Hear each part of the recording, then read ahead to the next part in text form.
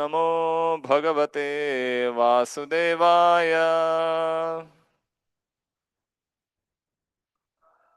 ओम नमो भगवते वासुदेवाय।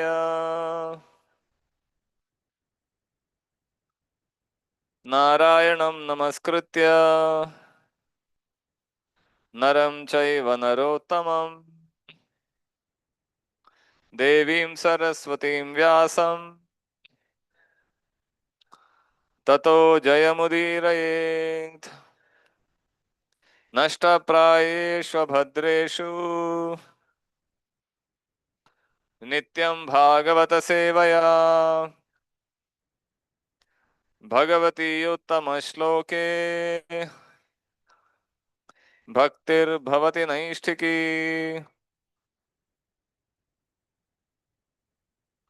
So we are reading from Srimad Bhagavatam, Canto 7, Chapter 6, text number 26. 25. I was given 26. तुष्टे च तत्र किमलभ्यमनन्तमाद्ये किं तैर्गुणव्यतिकरादिहये स्वसिद्धाः धर्मादय किमगुणेन च काङ्क्षितेन सारं जुषां चरणयोरुपगायतां नः।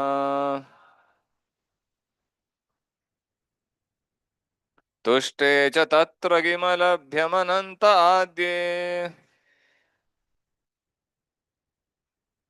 किं तैर्गुणव्यतिकरादिहये स्वसिद्धाः धर्मादय किमगुणेन च काङ्क्षितेन सारं जुषां चरणयोरुपगायतां नः। तुष्टे च तत्र किमलभ्यमनन्त आद्ये किं तैर्गुणव्यतिकरादिहये स्वसिद्धाः धर्मादय किमगुणेन च काङ्क्षितेन सारं जुषां चरणयोरुपगायतां नः।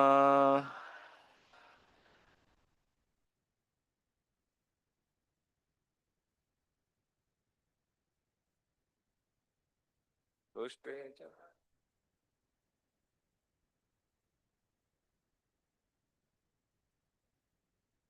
किं तैर्गुणव्यतिकरादिहये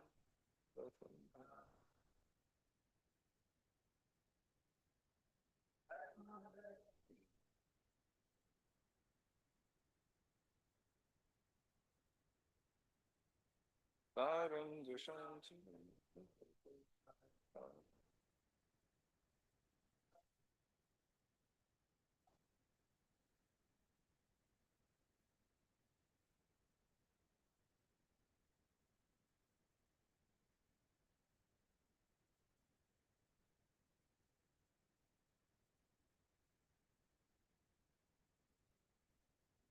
धर्मादय किमगुणेन च काङ्क्षितेन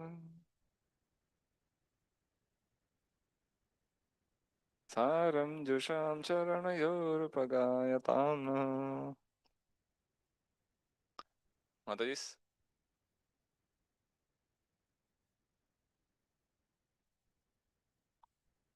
अनन्तः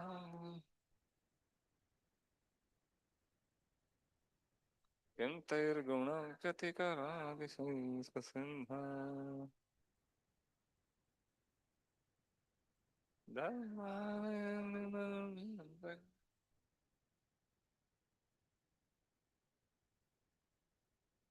सारं जुषां चरणयोरुपगायतां नः।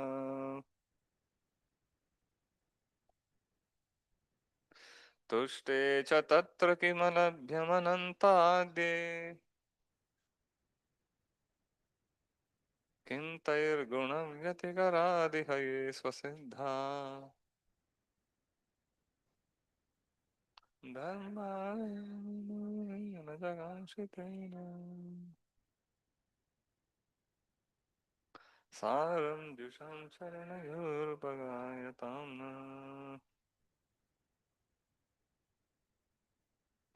तुष्टे च तत्र किमलभ्यमनन्ताद्ये किन्तैर्गुणव्यतिकरादिहये स्वसिद्धा धर्मादय किमगुणेन च काङ्क्षितेन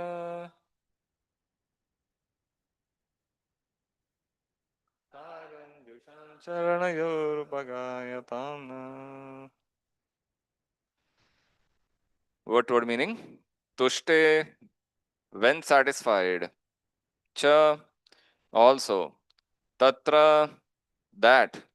Kim, what? Alabhyam, unobtainable. Anante, the Supreme Personality of Godhead. Adye, the original source of everything, the cause of all causes. Kim, what need? Taihi, with them. Gunavyatikarad, due to the actions of the modes of material nature. Iha, in this world. Ye, which. Swasiddhaha, automatically achieved. Dharmadayaha, the three principles of material advancement, namely religion, economic development, and sense gratification. Kim, what need? Agunena, with liberation into the Supreme. Cha, and Kangshitena, desired. Saram, essence. Jusham, relishing. Charanayoho, of the two lotus feet of the Lord. Upagayatam, who glorify the qualities of the Lord. Naha, of us. Translation purport by His Divine Grace A.C. Bhaktivedanta Swami Srila Prabhupada. Nothing is unobtainable for devotees who have satisfied the Supreme Personality of Godhead, who is the cause of all causes, the original source of everything. The Lord is a reservoir of unlimited spiritual qualities. For devotees, therefore, who are transcendental to the modes of material nature, what is the use of following the principles of religion, economic development, sense gratification, and liberation, which are all automatically obtainable under the influence of the modes of nature? We devotees always glorify the lotus feet of the Lord, and therefore we need not ask anything in terms of dharma, kama, artha, and moksha. Purport by Srila Prabhupada. In an advanced civilization, people are eager to be religious, to be economically well situated, to satisfy their senses to the fullest extent, and at last attain liberation. However, these are not to be magnified as desirable. Indeed, for a devotee, these are all very easily available. Bilomangal Thakur said, Mukti swayam mukulitanjali sevate sman dharmartha kamagataya samaya pratikshaha. Liberation always stands at the door of a devotee, ready to carry out his orders. Material advancement in religion, economic development, sense gratification, and liberation simply wait to serve a devotee at the first opportunity. A devotee is already in a transcendental position. He does not need further qualifications to be liberated. As confirmed in the Bhagavad Gita, Sagunan samatityaitan brahma bhuyaya kalpate. A devotee is transcendental to the actions and reactions of the three modes of material nature because he is situated on the Brahman platform. Prahlad Maharaj said, Agunena chakankshitena. If one is engaged in the transcendental loving service of the lotus feet of the Lord, he does not need anything in terms of dharma, artha, kama, and moksha. In Srimad Bhagavatam, therefore, in the beginning of the transcendental literature, it is said, Dharma projita kaitavotra paramo. Dharma, artha, kama, and moksha are kaitava, false and unnecessary. Nirmatsranam, persons who are completely transcendental to the material activities of separateness, who make no distinction between mine and yours, but who simply engage in the devotional service of the Lord, are actually fit to accept Bhagavata Dharma, Dharman Bhagavataniha.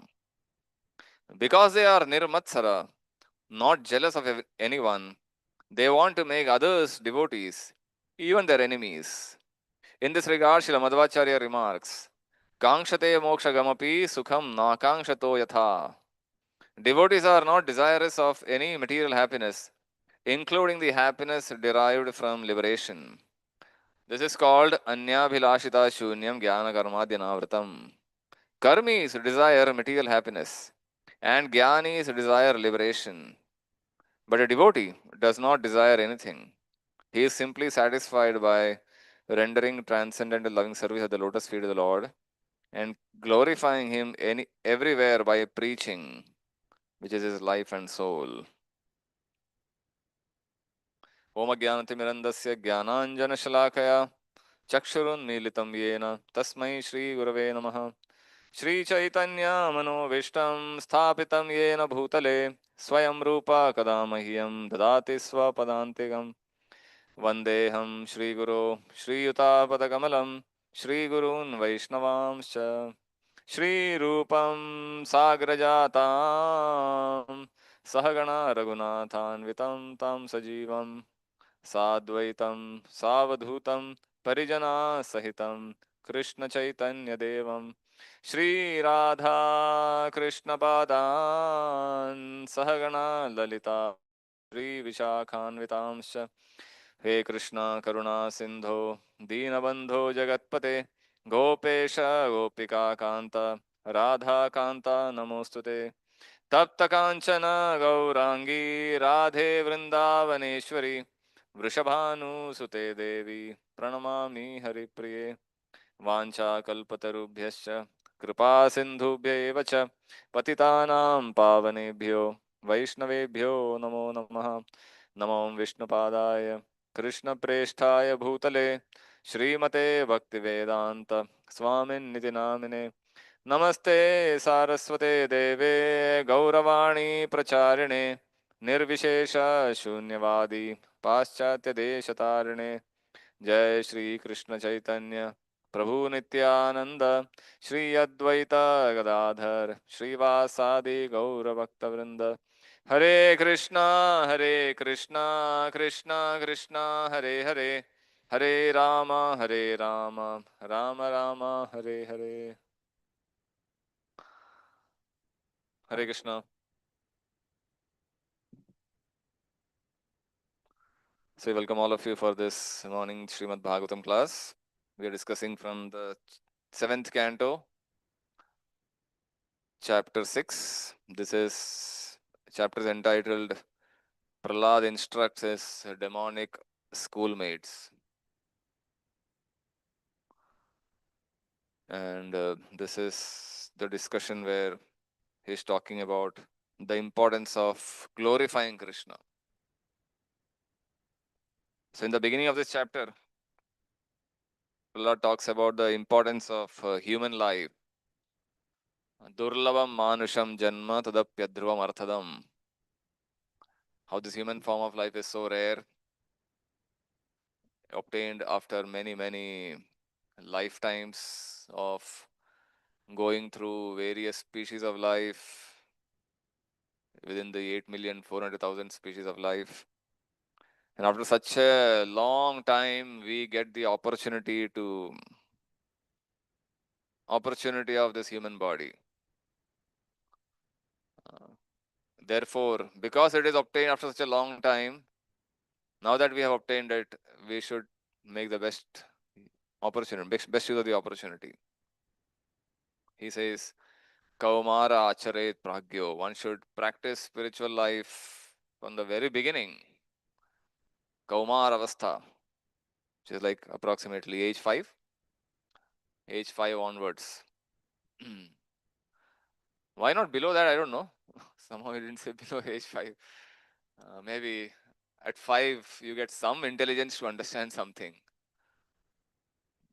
So from age 5, one should begin inquiring about the absolute truth and discussing about spiritual purpose of life. And then he says, how human beings waste their time in sense gratification. Sukham indriyagam daitya deha yogena dehinam sarvatra labhyate daivad. All this sense gratification is available everywhere. Sarvatra labhyate. Just like we get, just like we don't endeavor to get miseries in life. We don't work hard to get difficulties in life. It comes automatically. Ayatnataha, without effort. Similarly, Prahlad says we will get happiness in life. Ayatnataha, without effort. Automatically. If it is destined in your destiny, you are bound to enjoy happiness also. You don't have to work hard to obtain happiness. This is something difficult to understand, how happiness can come on its own. But that's what the Bhagavatam says, Prahlad says. Many other places the Bhagavatam says. Therefore, Prahlad says, what is that verse? One should therefore surrender his life. Mukunda charanam bhujam. Tat prayaso na gartavyo yata ayurvyaya param. Na tatha vindate kshemam. Mukunda charanam bhujam. One should therefore work hard for understanding the spiritual value of life, which is the essence of which is surrendering under the lotus feet of Krishna, Mukunda, and serving. That theme is continued here also in this verse. But before coming to this point, he talks about how people misuse their life. He gives a calculation of how human beings spend so much time in sleep. 50% of time is lost in sleep, and then a lot of time is spent in games in childhood. 20 years gone in childhood and playful activities. The last 20 years gone in old age where you can't do anything. Bacha kitna fir? Hardly. The middle portion of life, which is the most productive period of a human being, that is gone in sense gratification. You earn money, you have to settle down in life, and you want to enjoy life, you want to explore everything. So where is the time? Where is the time where a human being seriously inquires about the spiritual purpose of life? So in this way, he's lamenting how human beings waste their life. No, Prahlad is talking about in Satya Yuga period where people were kind of more evolved, more aware of the purpose of life, and more devoted to religion. Although he was himself born in a demonic family where spiritual life is not the center of life, but still, overall, the culture at that time must be far better than what we find today, where people are least interested in anything spiritual. But still, he says, people waste their time in materialistic activities. Therefore, he is urging his classmates, who are all the same age, 5, 6-year-olds, telling them that we should not waste our time in materialistic activities. Although in our school, we are learning so many things. Hiranyakashipu school, Shanda and Amarka, the teachers, who are teaching them nothing about Krishna consciousness. And Prahlad is telling them that ये जो पढ़ा रहे ये लोग, it's all kind of formality. Don't take it so seriously. let us let us take Krishna consciousness seriously. He's teaching his classmates something that is totally opposite of what the teachers are teaching. He had that courage and the guts to speak against the establishment, which is not so common. So in this way, Prahlad, in this section, he talks about he's instructing his classmates on how to worship the Supreme Lord. Instructions on worshipping the Supreme Lord. And Prabhupada in the purport, and Prahlad also in the shloka, he's talking about dharma, artha, kama, and moksha. Tusteja tatra kimalabhyam. What is unobtainable for someone who is surrendered? Someone who has surrendered his life to Krishna. Alabhyam. Unobtainable. Dharmadaya kimaguna chakankshitena saranjusham. So Dharmadaya. Dharmadaya means the three prominent principles of religion. Dharma, Artha, Kama, and Moksha. In today's times, even this is considered a very noble, lofty goal. Someone who is practicing Dharma and aiming to practice Dharma is considered a very noble person. Because Kali Yuga is a place where there is no practice of Dharma, time when there is no practice of Dharma. So if someone is showing in their life some principles of religion, some morality, some ethics, some noble goals in their life, that is considered very, very advanced. But Prahlad here is saying this Dharmadaya is all inferior, is not something worthy of pursuing. So Dharmadaya refers to practice of religious principles, practicing religion in order to attain prosperity. Dharma should lead to artha. Artha is having a prosperous life. And artha should lead to the fulfillment of your desires. Kam. Dharma, artha, and kam. There was this one survey done somewhere in the West. Why people practice religion? What motivates people to practice religion? So one reason is they have derived it in their family. I am born in a Christian family, Hindu family, Muslim family. So because I am born in such a family, I practice that religion. By default, I am a Hindu in India.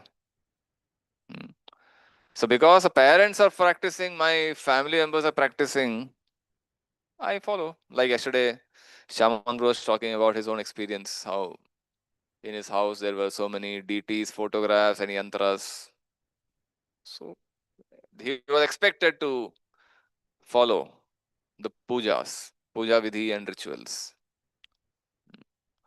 Some people follow religion in order to distinguish themselves from others. My identity is this. You people may be following something, but my identity is different. So therefore, I want to stand out, and therefore I practice a certain religious system, which I think is better than others. I consider myself superior to everyone else. So therefore I practice. Religion becomes my identification, and I portray myself in that form. Some very small percentage of people will practice religion in order to attain some noble goal. They want peace, they want mental stability, they want empowerment and respectability in society. They want some existential meaning to their life, and religion offers them this some noble teachings of scriptures which they find meaningful. So they practice religion not to not as a kind of competition with others, but there is some deeper meaning in religious scriptures. Like this saying goes, if you want to find a new idea, go to an old book. So go to a 5,000-year-old book, 10,000-year-old book, and you present it. That's where you get a treasure house of ideas. So people follow religion for these reasons, to get some outlook towards life, and some meaning and purpose in life. The one survey in the West showed that people don't like to classify themselves under any religion. They say we are spiritual but not religious. SBNR they call themselves. So Catholics will form a big percentage, Hindus will form a big percentage, Muslims will form a percentage. But this breed, SBNR, this is growing because they are disgusted with the traditional forms of religion. They feel nothing to do with religion, nothing to do with all these rituals and churches and mosques and temples and the system of worship. We we don't believe in all these externals, but we are spiritual.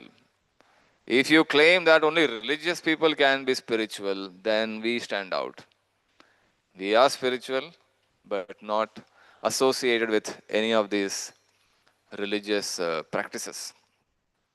SBNR. Some people call it SBNA, spiritual but not affiliated to any religion, any institution.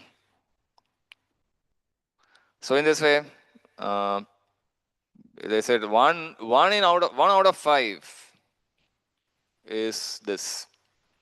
Those who call them the spiritual. But the Bhagavatam, as Prahlad is teaching here, Bhagavatam is teaching us something transcendental. It's not talking about the ordinary worldly religious systems. Bhagavatam is teaching us transcendental religion. Savai pumsam parodharmo. Parodharmo. It's beyond the ordinary mundane religious system. The 12th canto also gives this nice verse. Srimad Bhagavatam Puranam Amalam Yad Vaishnavanam Priyam Tatra Jnana Viraga Bhakti Sahitam Naishkarmyam Avishkritam. Naishkarmyam. It is beyond ordinary karma. Tat Shrinvan Supathan Vicharana Paro Bhaktya Vimuchyen Naraha. Therefore, the Bhagavatam is urging everyone to regularly read and study and meditate upon these subtle principles of religion, which is not a typical worldly religion that we find in this world, where religion means be good, do good, and be nice to others, and be happy with that. Do some little bit of worship and practice religion to attain material prosperity. The Bhagavatam rejects this kind of motivated practice of religion. It calls it Kaitava Dharma. Kaitava means cheating. A religion that encourages a follower to practice religion in order to improve your material life is considered to be cheating. Because the goal of religion is something far beyond material prosperity. And if your religion is teaching you to improve your material life, that religion is cheating you, depriving you of the best goal of life, the best destination of life. So therefore it is rejected in the Bhagavatam. So in this way, Prahlad is distinguishing dharma, artha, kama, and even moksha. At least in India, people feel moksha is a very lofty goal. We should ultimately aim for moksha, mukti. Other things will keep coming and going, but mukti is something worthy of pursuing. But Prahlad here, the Bhagavatam here is rejecting even the idea of moksha.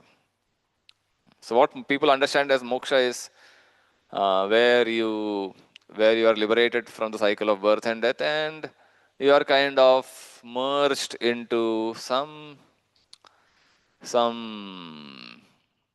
impersonal space where there is no misery, no difficulties, no pain, and then you stay there forever without any problems of this world.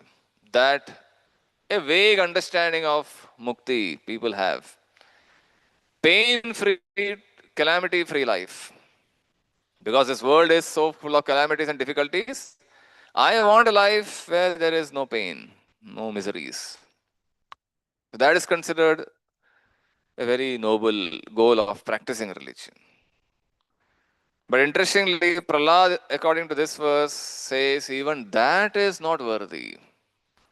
If you are aiming to attain mukti, which is a part of the four purusharthas, even that is not a worthy goal. Religion can award us something far beyond even mukti.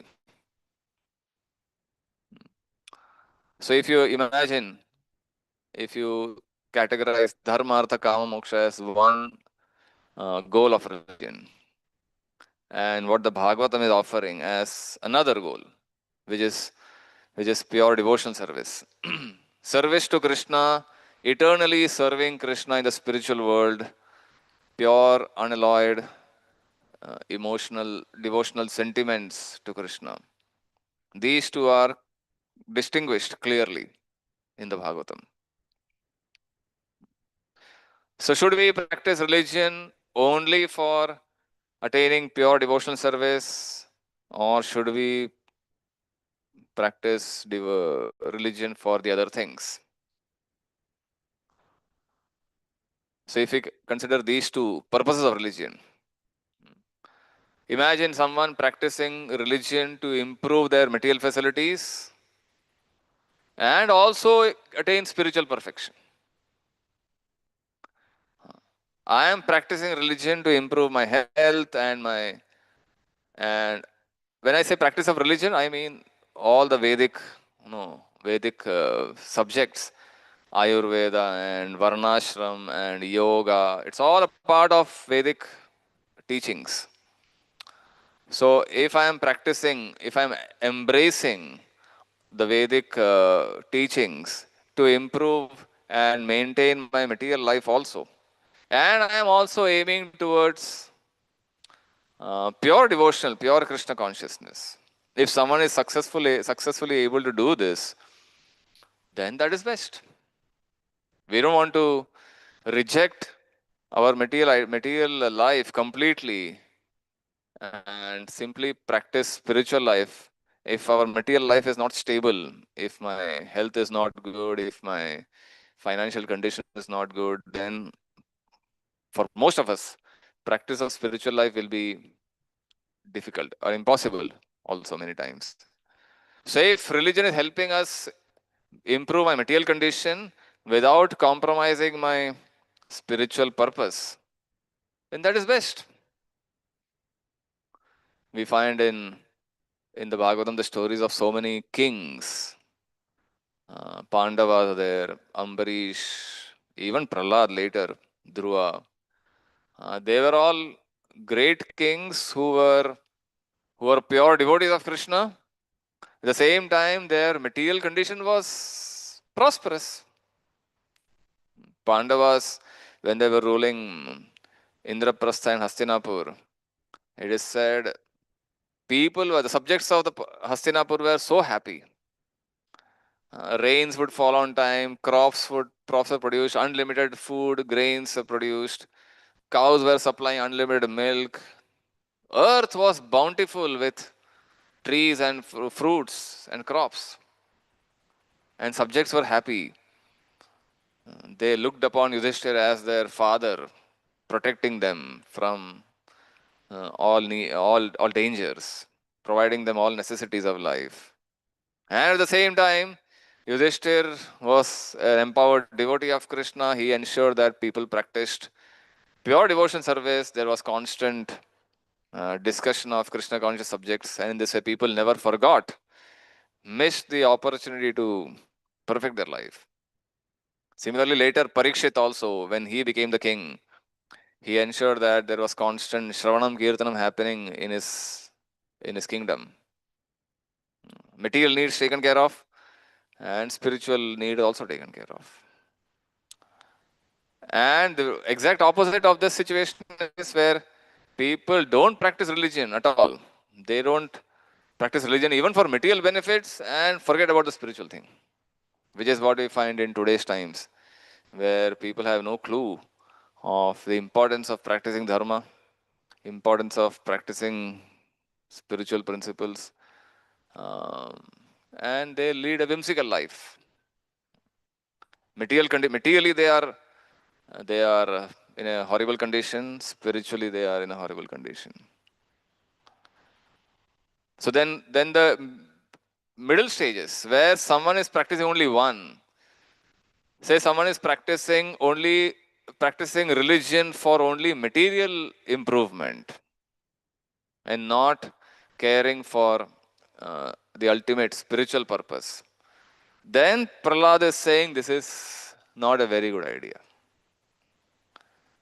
Dharmadaya, if you are practicing dharma, if you are focusing only on dharma and not focusing on the main thing, then it is not good.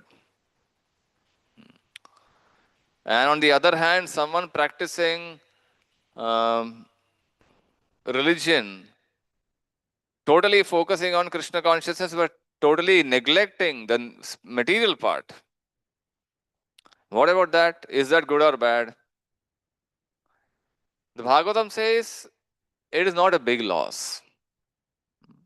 Tyaktva swadharmam charanambujam harer bhajanna pakvotha patet tato yadi yatra kva bhadram abhudamushyakim ko arthapto bhajatam sadharmam. If someone has practiced Krishna consciousness for a long time and somehow gives it up for some reason, what is the loss? The Bhagavatam says. Even if their material condition was not so good and then they gave it up midway,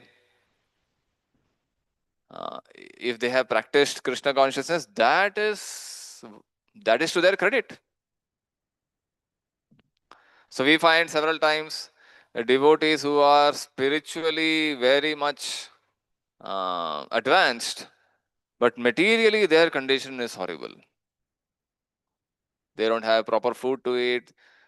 They are living a poverty-stricken life, and materially in society also they are not probably respected much because they are beggars, almost like beggars. We have the story of Tukaram and Sudama Brahman, almost like beggars.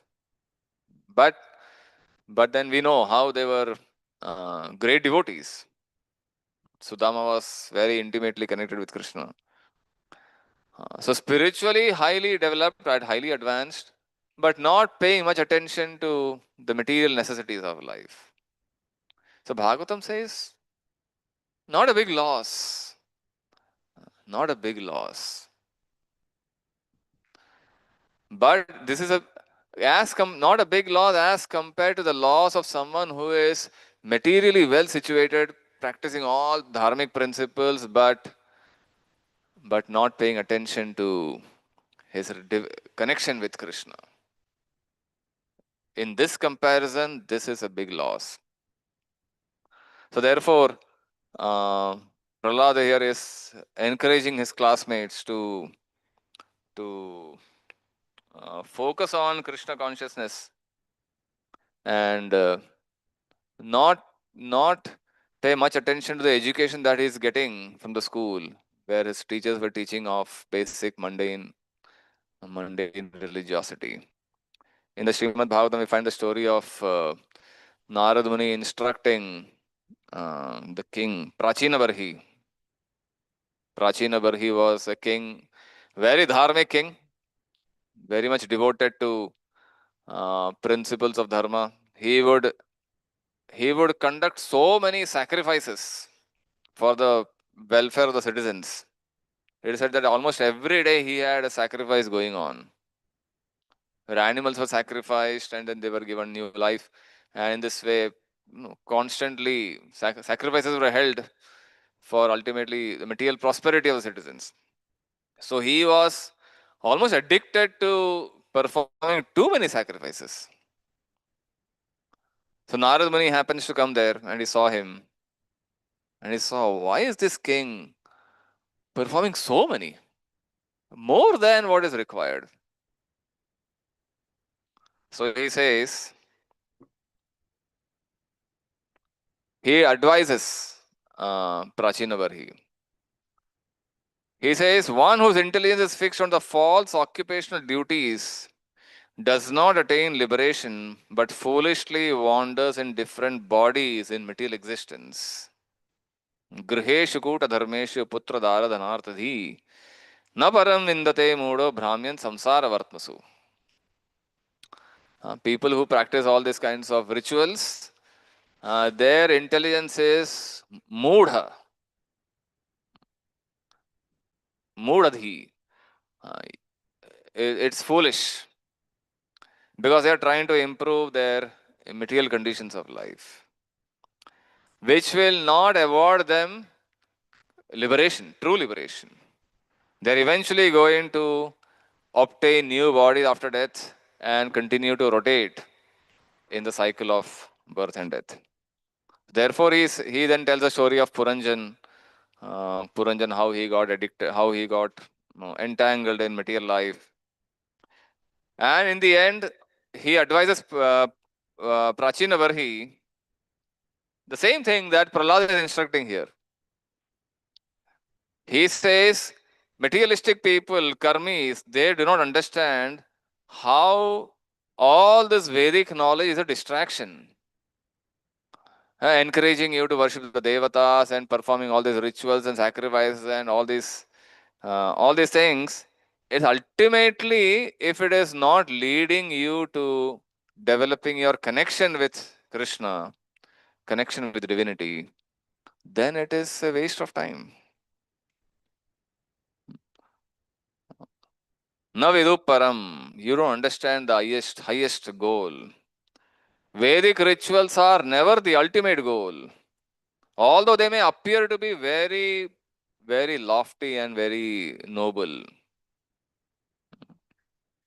Foolish people do not know this. They accept the ritualistic ceremonies as all in all, not knowing the ultimate purpose of life. And because of your foolishness, you have sacrificed many animals without knowing the supreme activity, which is to please Krishna.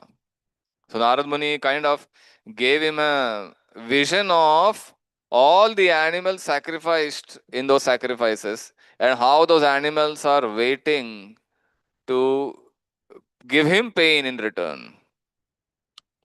So he had sacrificed a lot of animals, giving pain to them.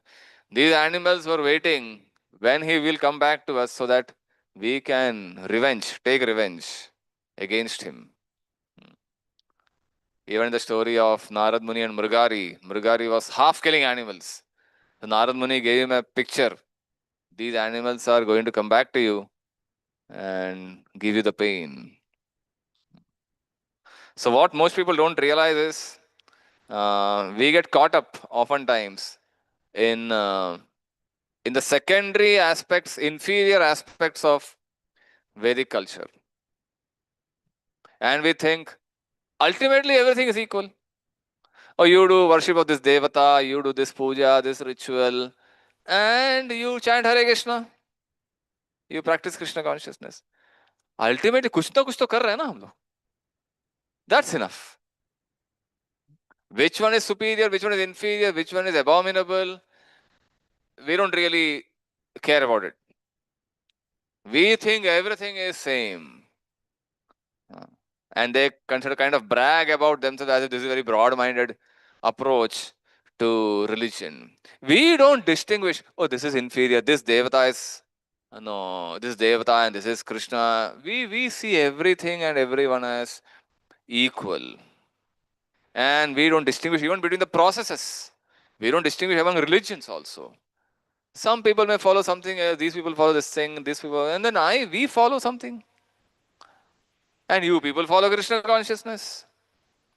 Why do you claim that your process, Krishna consciousness, is superior or the superior most than all other processes? This, according to them, is not proper. All are equal. All religions are equal. All gods are equal. All processes are equal. And ultimately, everything will take us to the same destination. But the Bhagavatam says no. There are superior and inferior methods of religion. And this is true for every field. If I want to build a building, or if I want to go to a place, some people, some ways are shortcuts, some ways are a little long, some ways are a little longer, some ways are like too long. And some methods will have obstacles, more advantages, more disadvantages. Some will have less advantages or disadvantages. So we have to do an analysis before we undertake a project and decide which one will take me to the destination the earliest. Some may take us to the destination early, but it may be costlier or less comfortable. Some may be more comfortable, then it will be more expensive, and it may take a little more time or less time. So all these pros and cons we check and finally adopt a method. It's not that every method is the same. Similarly, if you are interested in practicing religion and attaining the goal of religion, then we need to analyze which one will take us earlier to the destination, which one will take a long time to take us to the destination. So Bhagavatam says, this is the easiest, shortest, most effective, and most practical for today's age.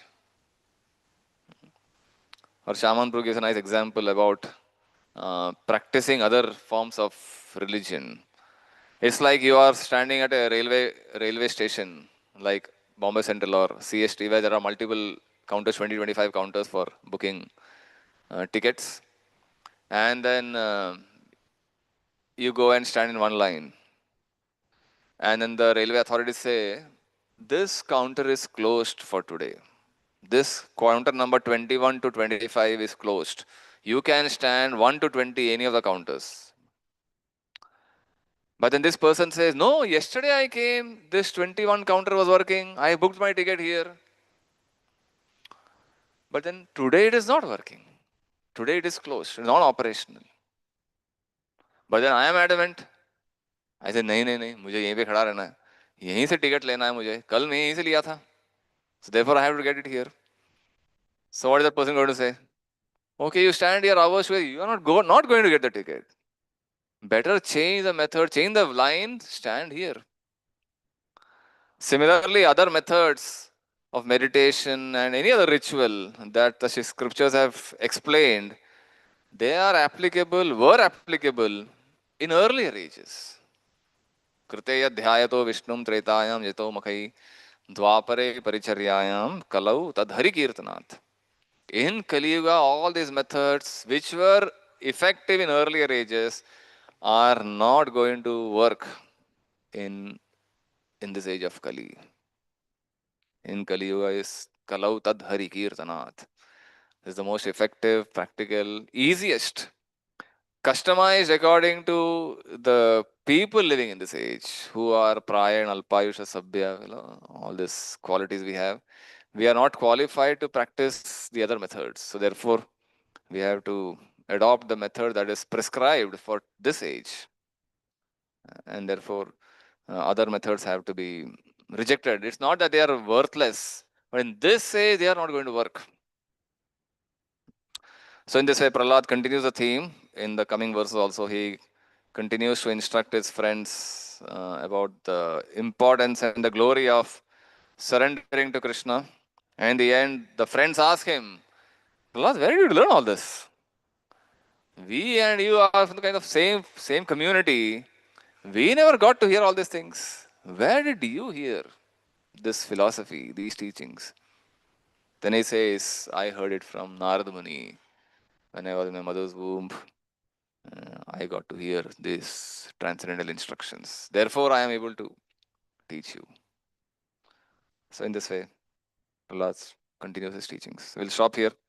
Anyone have any comments, questions, thoughts, experience you want to share? Hare Krishna Prabhuji, thank you very much for us. Prabhuji, in previous purports and this thing, many places Prabhupada explains ki we should not over endeavor for material things.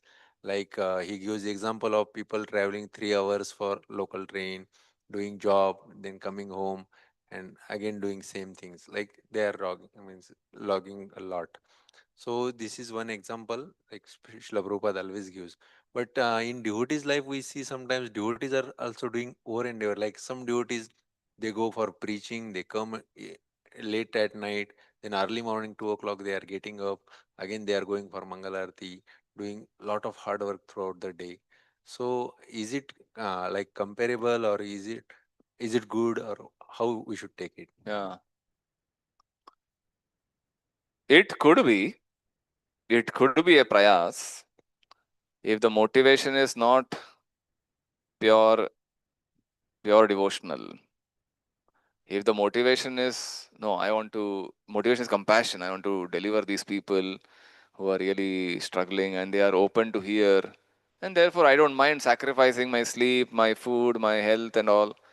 And inspired by Prabhupada's example and our Acharya's example, how they sacrificed and extended themselves to preach. If that is the motivation, then it is commendable. But in many cases, it may not be. Like Prabhupada also oftentimes, when he saw that a certain area or certain project is not giving results, he said, give it up.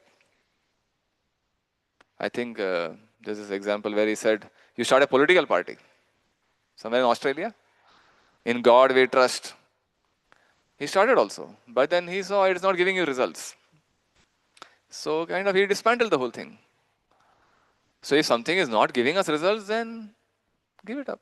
Prabhupada tried preaching in India for so long, Jhansi and so many other places. When it was not giving results, Prabhupada didn't continue till the last moment. He went to the West, where there were better opportunities, better prospects. So how much to extend, how much to try, to what extent we should keep on trying. Are we prematurely giving up the effort, thinking and constantly trying new things? That is also bad. थोड़ा तो time देना चाहिए कोई project को before you get to see whether its results are coming or not. But then how long? So that's a delicate balance we have to strike. How much is too less? How much is prayas?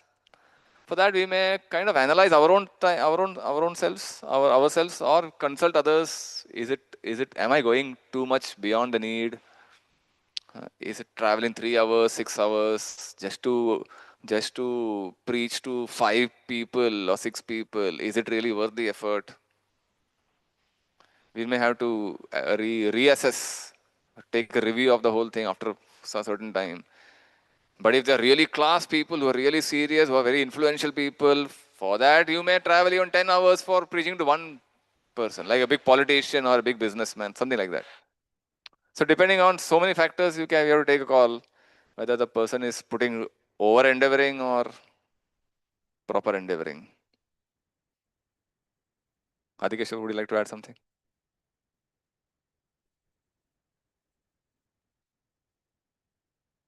No, Prabhu's question about in spiritual life, if you're over endeavoring, you already mentioned that, what is the motivation.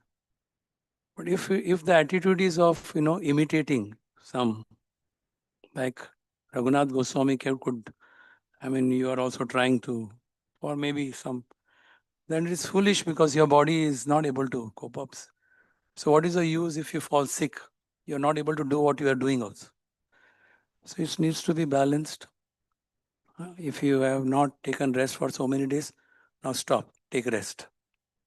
Like the example given is like of pendulum. If you've gone this end, too much seva, festival ke time mein soya nahi hai itna, too much spiritual. Okay, now you come to the material part, that is the body. The body is a material thing. So body needs rest, it needs food. So if someone can balance it like this, but over endeavoring on only one direction, you may crash, and that can be a foolish way of, this is what Maharaj. So everyone needs to balance, as he said, that you take guidance from, but not again, oh no, it is, I should take care of my body and I don't have time for anything spiritual. No, I did neither this end, neither this end. Something balance it. I hope I answered your question. Huh? Yeah, say Praveen. Other thing. Yeah. You spoke about SBNRs and SBNA. To some extent, I can appreciate SBNAs. They are spiritual but not affiliated to institution, but they are practicing some kind of religion. But when you say SBNR, they are spiritual but not religious. Does they have any philosophy, or they say themselves because you know religion you follow, it's okay? But what is their philosophy? Then their spiritual means what? There's like Oh, it could be kind of deep meditation, deep insightful thinking, and discussing philosophy also, maybe to some extent, values, discussion. They may not adopt any strict, disciplined rituals like we do, getting up morning, Mangalarti, or we have morning program, sadhana. They may not be sadhakas, but then they believe that there is some superior experience beyond this worldly experience. And they may not believe that a process is needed to experience that. Be good and kind of a little, that kind of thing. But not typical materialist also, not overly materialistic, but not eager to adopt a practice, sadhana. so they seem more of a moralist than spiritualist. Then Could be moralist. because But little more than moralist also. There could be genuine spiritual seekers. But then when you label an institution, then they kind of repel behind. Even SBNA, even within our, there are devotees who are practicing Krishna conscious sadhana nicely, but they are not connected to ISKCON. They kind of have burnt experience. We are not, we are not ISKCON member, but we'll follow Prabhupada, we'll follow the Gita, Bhagavatam. There are so many such cases due to bad experience. They are SBNA typically.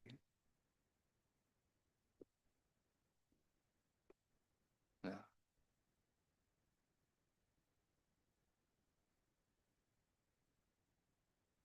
Hare Krishna, thank you very much for a nice class, Prabhuji. In the purport, it is said that economic development, karma, everything stands at the doorstep of a perfect devotee, surrender devotee. But still, we have the examples of like Sudama Vipra, who are very poor. So, how do we understand this, Prabhuji? Yeah, that's what I said. No, these people don't feel the need to practice, pay attention to the material aspect of life. Which Like the means they have rejected. Srivas Thakur story, three clapping.